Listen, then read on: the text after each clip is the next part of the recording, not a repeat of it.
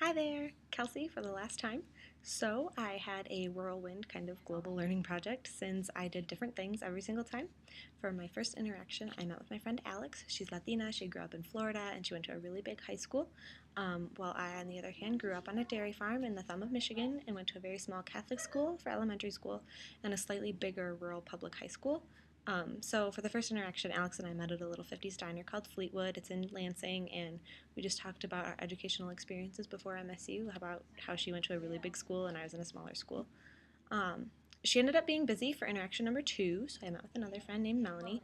She grew up in a wealthy family in Rochester Hills, so we ended up making dinner using one of my family's recipes. We made spaghetti. So Melanie grew up not knowing anything about cooking. Well, that was one of my biggest responsibilities. Plus, all the food that we actually ended up like making for the meal was like grown on my family's property, so from the tomatoes right up to the beef, all the way. So she thought that was really interesting, which was for me. I mean, interesting that she thought it was interesting because like that's just something that I've always had. And I guess I never really like thought, oh, not everybody does that.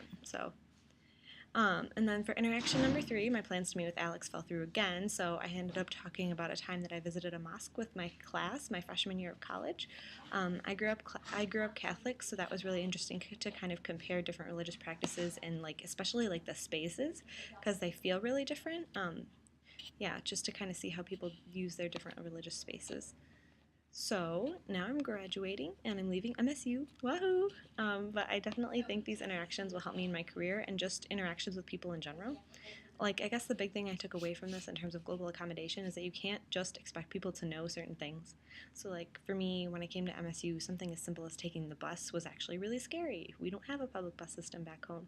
So, I didn't want to, like, get on the bus and get dumped out someplace and not know how to get back. For Melanie, something like cooking raw meat was absolutely terrifying because she's never had to do it. And then for someone maybe who's Muslim, growing up in a country where most of the customs and even the laws were designed from a Christian mindset, that's got to be really hard. Um, so yeah, I guess I think the most important thing is just not taking things for granted as normal. So if you start to think about it, literally like the way you do every single thing is shaped by the place and the people you grew up with, the way you think about money, what you wear, what you should study in college and pursue for a career.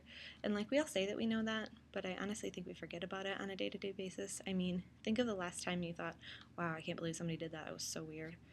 Maybe it really was weird, or maybe it's not really that important and not as common sense as you think it should be.